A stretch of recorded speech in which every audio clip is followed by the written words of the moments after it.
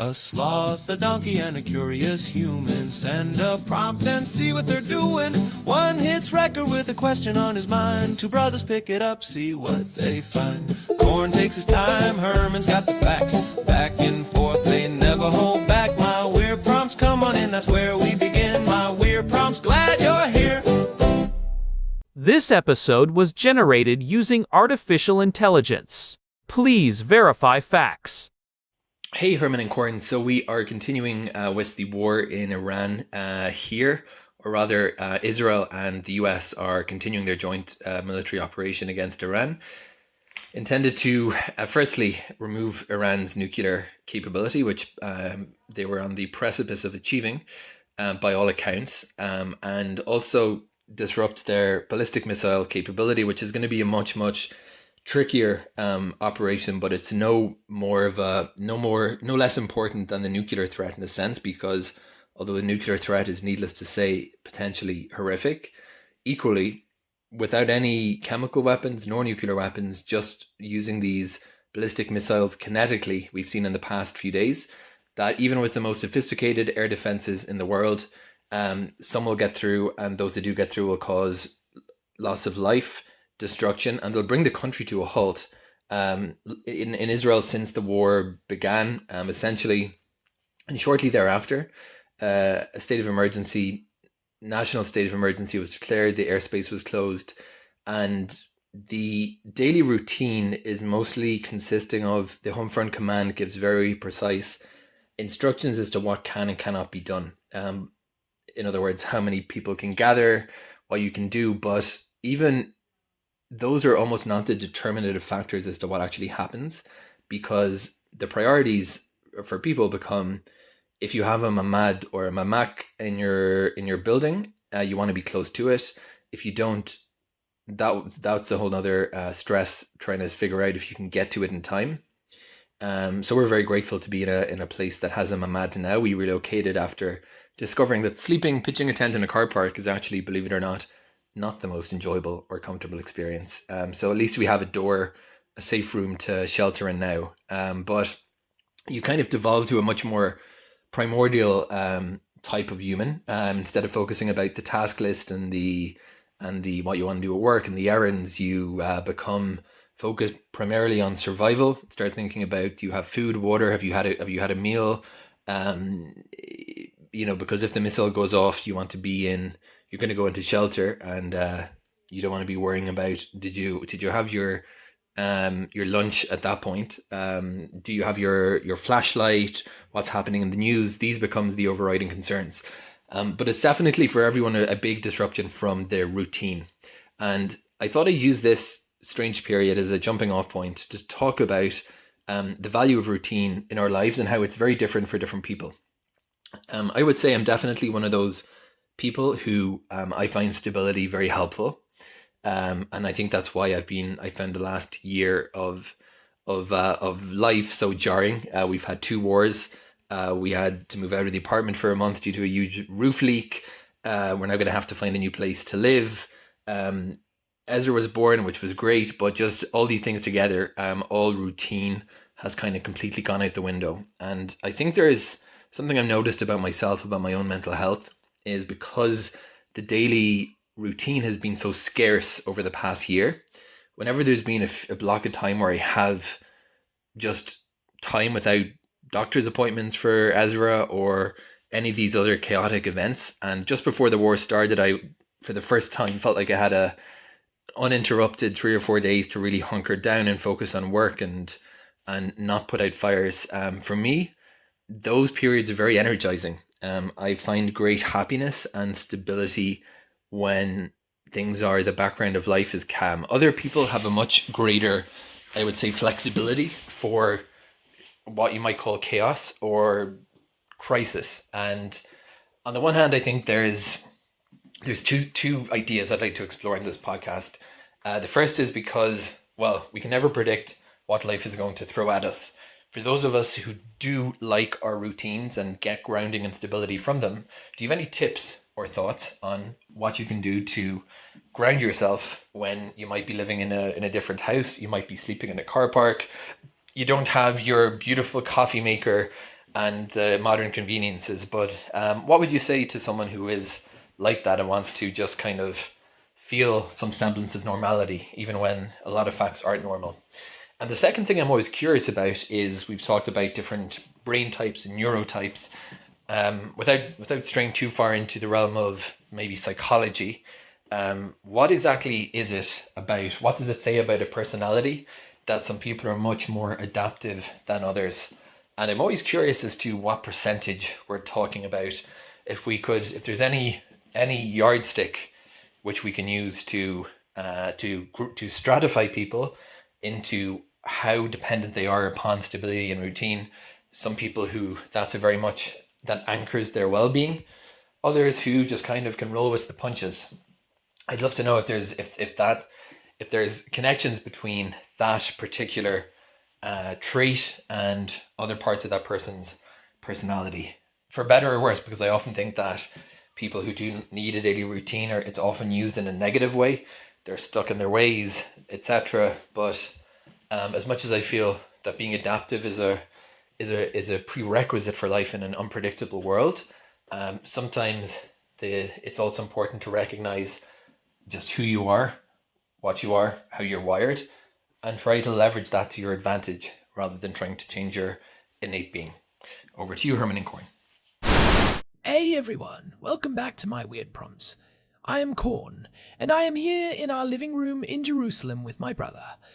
It is a bit of a strange morning. The light is hitting the stone walls of the old city in that specific way it does in early March, but the air feels heavy. Herman Poppleberry, present and accounted for. And honestly, Corn, I am feeling a bit more present today than I was yesterday. That missile barrage last night was something else, right? I think the official report said over 200 projectiles were intercepted over the Central District alone. The windows were rattling in their frames for 3 hours straight.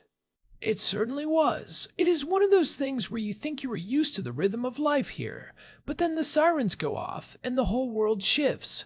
You go from reading a book or washing the dishes to sitting in a reinforced room, listening to the thuds of the Iron Dome and the newer iron beam systems working overtime. Our housemate Daniel actually sent us a prompt today that hits very close to home. He was reflecting on how much his life has been upended lately. He has been moving between temporary apartments because of the structural damage in his old neighborhood, sleeping in a car park at one point when the shelters were full, and now he is navigating the reality of this joint operation against Iran while caring for a newborn baby. Little Ezra. He is a champ, but man, trying to maintain a schedule for an infant when the air raid sirens are your alarm clock is a challenge I do not envy. Daniel was asking about how we ground ourselves when everything is in flux, and more deeply, what it says about our brains that some of us crave that stability while others seem to almost thrive in the middle of the mess.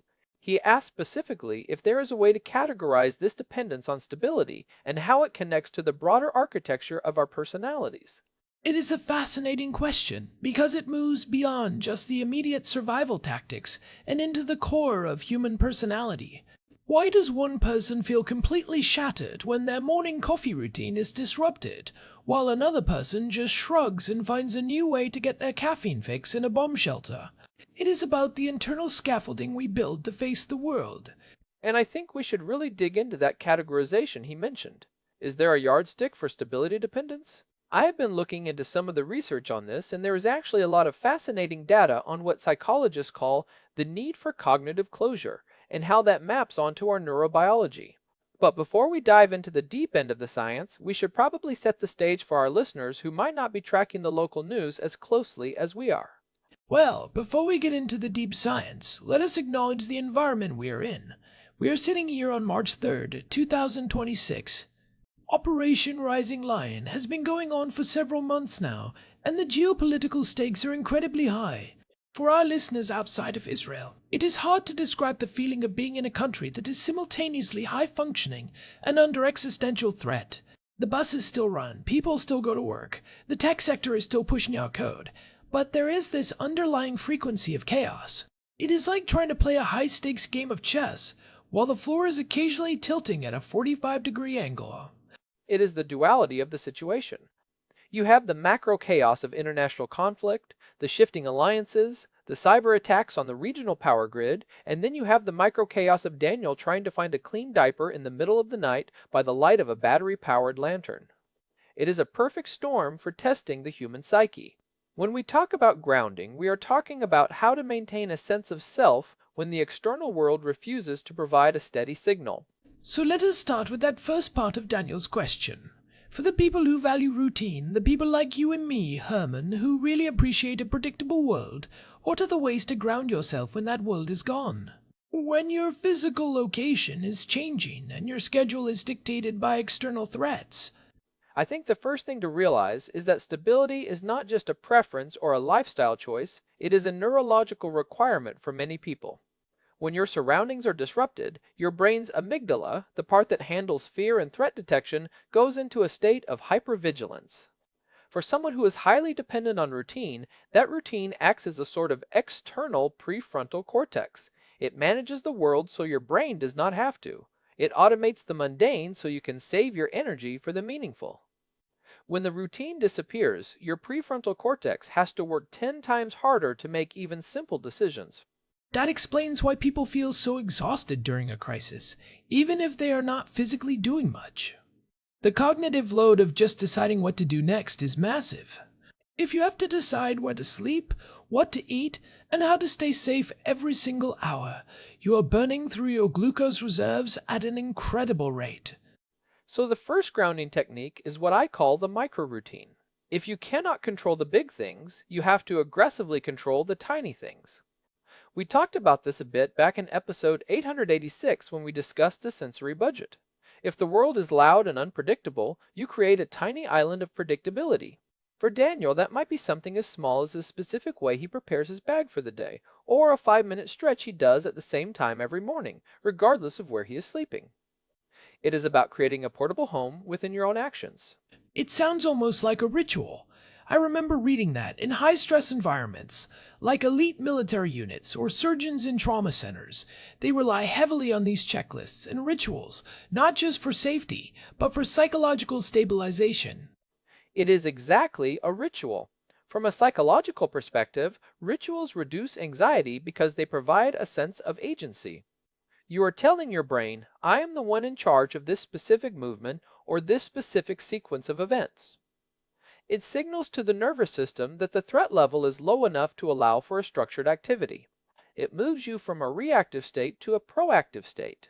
Even something as simple as the 5-4-3-2-1 grounding technique can be a ritual. You name 5 things you can see, 4 things you can touch, 3 things you can hear, 2 things you can smell, and 1 thing you can taste. It forces the brain to re-engage with the immediate physical environment rather than the abstract threat of a missile or a changing political landscape. I find that sensory anchors are also huge. I have this specific wool blanket, you know the one, Herman. It is heavy, it is a bit scratchy, and it has a very particular earthy smell. When things get really intense, just having that weight on my lap while I am reading or working makes a massive difference. It is like it tethers me to the physical world when my mind is spinning out into what-if scenarios about the war or the future of the region. Sensory anchors are brilliant, Korn. It is about proprioception, the sense of your body in space. When the world feels unstable, your brain can lose track of where you end and the chaos begins. Deep pressure, like a weighted blanket or even a firm hug, stimulates the parasympathetic nervous system. Specific smells, like lavender or even the smell of fresh coffee, can act as a lighthouse. It gives the brain a constant data point to return to. In neuroscience, we call this bottom-up regulation. You are using the body to calm the mind, rather than trying to use the mind to talk the body out of being afraid. What about the second part of the question? Daniel asked about the personality types and why some people are more or less adaptive to chaos. You mentioned the need for cognitive closure earlier. Can you break that down for us? How do we actually categorize this? Right. So, in the 1990s, a psychologist named Ari Kruglansky developed this concept called the need for closure, or NFC. It is a scale that measures an individual's desire for a firm answer to a question and an aversion toward ambiguity. It is not just about being organized. It is a fundamental cognitive style. Kruglansky identified 5 facets of this: a desire for order, a desire for predictability, a high level of decisiveness, and discomfort with ambiguity, and a tendency toward closed-mindedness when a truth has been found. So someone with a high need for closure wants things to be settled. They like clear rules, predictable schedules, and definitive plans. They find the state of being in between or in flux to be physically and mentally painful. For a high NFC person, the current situation in Israel is a nightmare because nothing is settled. We do not know how long Operation Rising Lion will last. We do not know what the next move from Iran will be. We do not know if the schools will be open tomorrow. This ambiguity creates a constant state of cognitive tension. Their brains are screaming for a stop, signal that the environment isn't providing. And I assume there is a flip side to that. The people who actually enjoy the fog of war, or the unpredictability of a crisis. People with a low need for closure are much more comfortable with ambiguity. They might even find a perfectly structured life to be stifling. They are the ones who can sleep in a car park and think, well, this is an adventure, I wonder what will happen next, rather than, my life is falling apart. They have a high tolerance for what we call epistemic uncertainty. They don't need to know the end of the story to enjoy the current chapter. So is this just something we are born with? Is it a fixed trait like being tall or having blue eyes? Or can you train yourself to be more adaptive? It is a mix of temperament and environment. There is definitely a genetic component. We see links between these traits and the way our brains process dopamine and serotonin. People who are more adaptive to chaos often have a higher tolerance for uncertainty because their brains do not perceive it as a life or death threat. Their baseline of anxiety is lower. However, you can certainly build cognitive flexibility. It is like a muscle. If you practice being in slightly uncomfortable, unpredictable situations, you can widen your window of tolerance. But your baseline, your home-based personality, usually stays relatively stable. That connects back to the big five personality traits too, right? I am thinking specifically about conscientiousness and neuroticism. Those seem like the two big players here. Spot on. High conscientiousness usually correlates with a high need for order and predictability. These are the people who keep the world running. They are the engineers, the doctors, the logistics experts who make sure the supply chains for the military and the civilian population actually work during a crisis. They are the ones who make sure the Iron Dome batteries are reloaded and the hospitals have backup generators. But the downside is that when the system they rely on breaks, they feel the impact most acutely. Their strength is their ability to build systems, but their vulnerability is their dependence on those systems. And neuroticism, or emotional stability, would play into how they handle the stress of that breakage. If you are high in conscientiousness, but also high in neuroticism, you are basically a walking anxiety attack in a crisis. If you are high in conscientiousness and high in neuroticism, a disruption of routine feels like a catastrophe. You are already prone to worrying, and now the one thing that kept your worry in check, your routine, is gone. On the other hand, if you are high in conscientiousness but low in neuroticism, you might just get very busy rebuilding the routine. You become the person in the bomb shelter who starts organizing the food supplies, making a cleaning schedule, and creating a rotation for who watches the news. You find stability by creating it for everyone else. I think we've all seen that person. They are the ones who find agency through organization. It is a fascinating survival mechanism.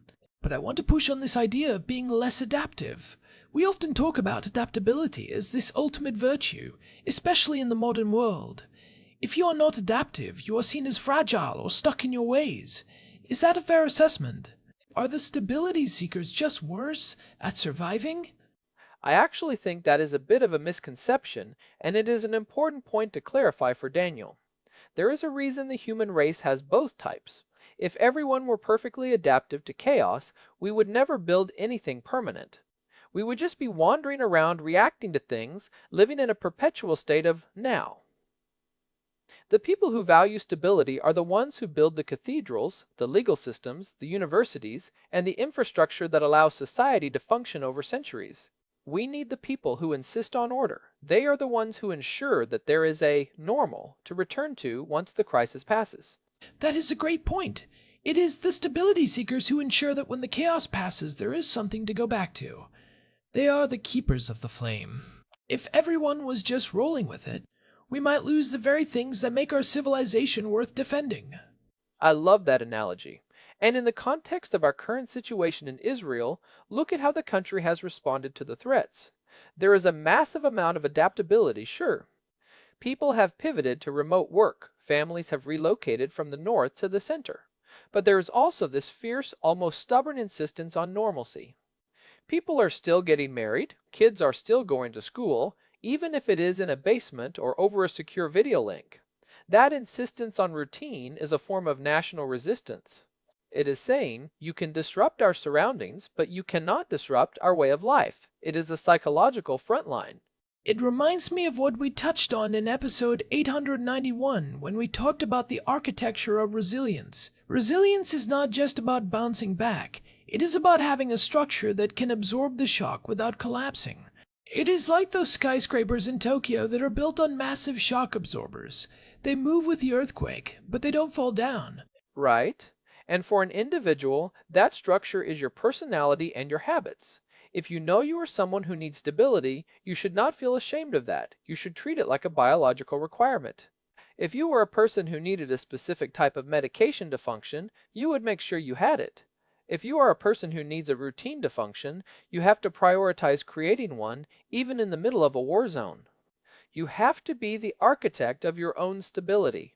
So let us talk about the categorization Daniel asked about. Beyond the NFC scale, is there a way to see how this connects to other parts of a person's personality, like their political views or their creative output? There is a very deep connection.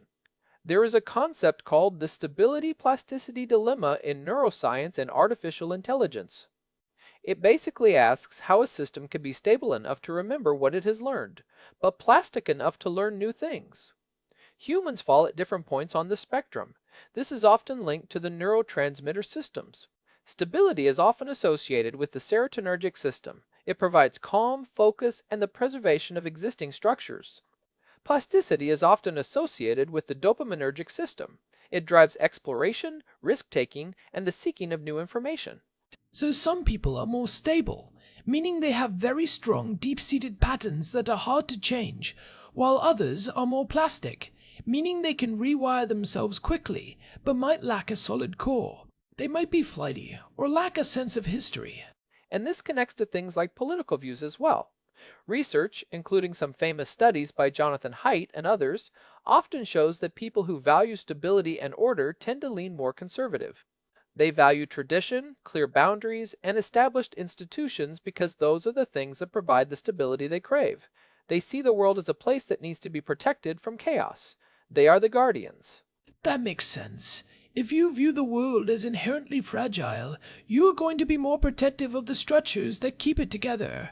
Whereas someone who is very plastic, very adaptive, might see those same structures as restrictive or unnecessary. They might be more open to radical change because they do not fear the chaos that comes with it. They are the explorers. And that is where the friction often happens in society. The explorers want to tear things down to build something new, and the guardians want to protect what exists. But in a time of crisis, like we are in now, you see these two groups having to find a way to work together. The plastic people are great at the initial response, the improvisation, the MacGyvering of solutions in the first 48 hours of a disaster. But the stable people are the ones who turn that improvisation into a sustainable system. They are the ones who make sure the temporary shelter becomes a functioning community with a kitchen and a medical clinic.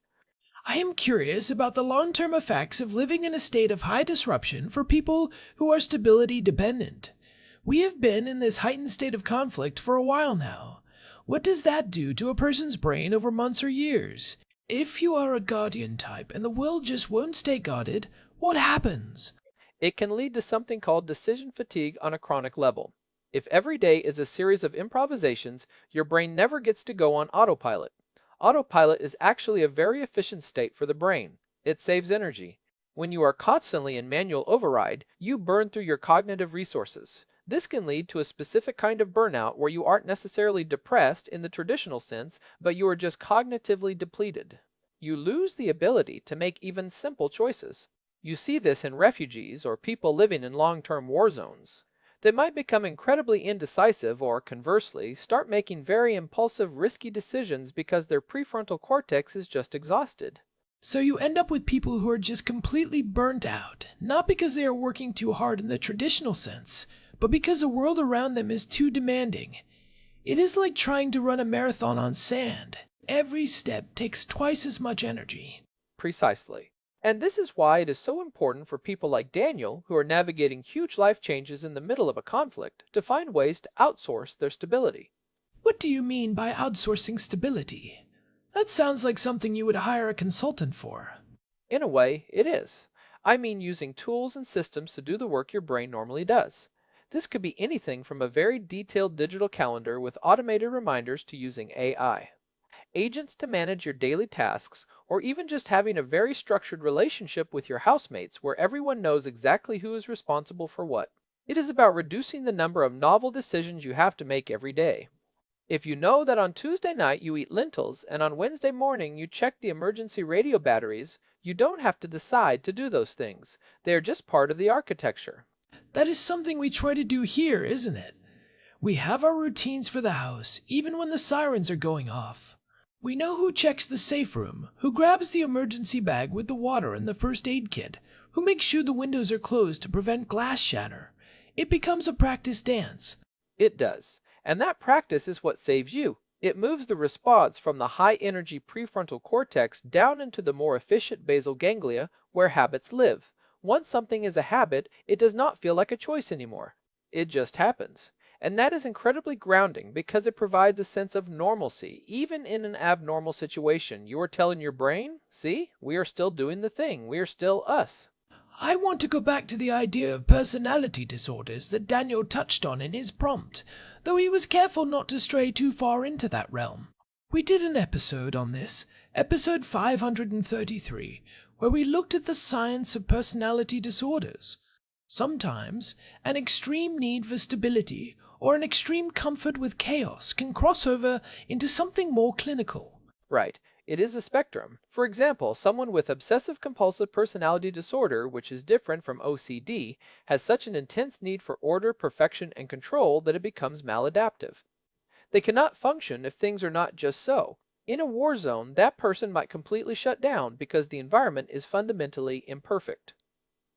On the other end, you might have someone with a high degree of sensation seeking or even antisocial traits who actually enjoys the chaos because it gives them opportunities to exploit the system or feel a rush that they can't get in a stable society. But for most of us, like Daniel, we are just somewhere on the normal distribution curve, feeling the friction of a world that doesn't match our internal settings. And that curve is what makes a society resilient. You want a mix of people. If everyone were the same, we would be incredibly vulnerable to different types of threats. If we were all explorers, we would have no foundations. If we were all guardians, we would never adapt to new technologies or changing realities. It is a form of cognitive diversity. We need the people who can sleep in a car park and stay cool, and we need the people who are going to make sure that car park is turned back into a functioning apartment building as soon as possible. We need the people who can improvise a drone defense system in a garage, and we need the people who are going to write the safety protocols for it. So, for our listeners who are feeling that sense of disruption right now, maybe because of the war here, or maybe just because of life's usual curveballs, a job loss, a breakup, a move, what is the one thing they should take away from this? I would say recognize your own neurotype. If you are struggling, it might not be because you are weak, it might be because your environment is currently incompatible with your biological need for order. Stop trying to force yourself to be the person who thrives in chaos if that is not who you are. Instead, focus on building tiny, unbreakable islands of routine. Accept that you have a stability budget and that you are currently overdrawn. I love that. Tiny, unbreakable islands. It could be as simple as how you lace your shoes, the specific way you make your tea, or the 3 minutes you spend breathing before you get out of bed. It is about reclaiming small territories of the self. And do not underestimate the power of physical movement. We often think of stability as staying still, but sometimes the best way to ground yourself is through repetitive, rhythmic movement. Walking, swimming, even just tapping your foot in a rhythmic way can help regulate your nervous system. It provides a steady beat for the brain to sync to. I find that very true. There is something about the rhythm of a walk that seems to reorganize my thoughts. It is like the repetitive motion of my legs provides a metronome for my brain to sync up with. It takes the noise of the world and turns it into a signal. That is actually a recognized therapeutic technique. It is called bilateral stimulation. It is the core of EMDR therapy. By moving your eyes or your body in a rhythmic side-to-side pattern, you help the two hemispheres of the brain communicate more effectively. This communication is often disrupted during periods of high stress or trauma, which is why people feel scattered or fragmented. Bilateral stimulation helps knit the experience back together. So, let us talk about the second order effects. If you are someone who is highly adaptive to chaos, the chaos riders, what are the risks you face?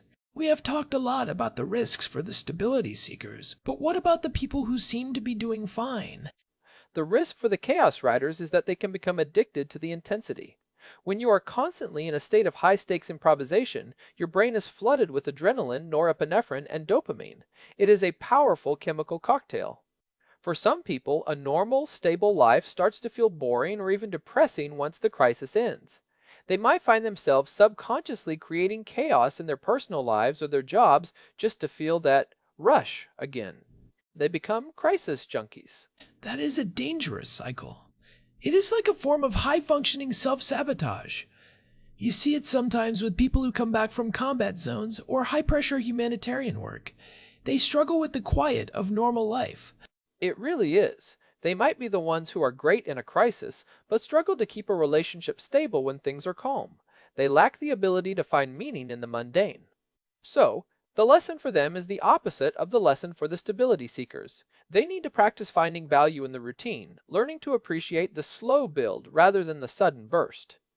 They need to learn that stability isn't a cage, it's a foundation. It is about balance, as always. But finding that balance when the world is tilting on its axis is the real challenge. Herman, you have been reading a lot about the psychological impact of the current conflict on the civilian population here in Israel. Is there anything specific from that research that might help someone in Daniel's position, specifically regarding the collective aspect of stability? One of the most powerful findings in disaster psychology is the importance of collective efficacy. That is the belief that we, as a group, can handle what is coming. For an individual, feeling like you are part of a resilient community is one of the strongest predictors of mental health during a crisis. Even if your personal life is a mess, even if you are sleeping in a car park, if you feel like your neighbors, your friends, and your country are working together toward a common goal, it provides a massive amount of psychological cover. It turns an individual catastrophe into a shared challenge. That is something I have definitely felt here in Jerusalem over the last few months. There is a sense of solidarity that is almost palpable. When the sirens go off, you see people looking out for each other, helping the elderly into shelters, sharing water and checking on the neighbors' kids. It is a very tangible form of social stability. Even if the physical routine is broken, the social routine of being a supportive neighbor remains. It is. It is a social ritual. And for someone like Daniel, being part of a household like ours where we talk about these things and support each other is a huge part of his stability budget. We are helping him carry the load. That is the ultimate grounding technique, realizing you don't have to be the only anchor in the storm. You can be part of a chain of anchors. So, to summarize for Daniel and for everyone else, if you are a person who needs stability, you are not failing by feeling stressed. You are just responding to a lack of a fundamental biological requirement. Build your micro-routines, find your sensory anchors, and do not be afraid to outsource your stability to tools, systems, and people. And if you are one of the plastic ones who can roll with the punches, use that energy to help build those islands of order for the people around you. Your adaptability is a resource, not just for yourself, but for your community. Be the person who organizes the car park into a home. Well said, Herman. I think we have covered a lot of ground here, from the neurobiology of cognitive closure to the tactical use of bilateral stimulation. It is a lot to process, but I think it is exactly the kind of deep dive Daniel was looking for. It gives a name to the feelings he is having. I hope so. It is a strange time to be alive, especially here in Jerusalem in 2026, but there is also something very clarifying about it. You really get to see the wiring of the human spirit when the external power goes out. You see what people are made of when the routine falls away. You really do. And speaking of people, we are so grateful for all of you who tune in to listen to our ramblings every week. We know there are a lot of podcasts out there, and the fact that you spend your time with the Poppleberry Brothers, especially now, means the world to us. It is part of our routine, too. It really is. This podcast is one of my islands of stability. And hey, if you are finding these discussions helpful or even just a good distraction from the headlines, could you do us a huge favor?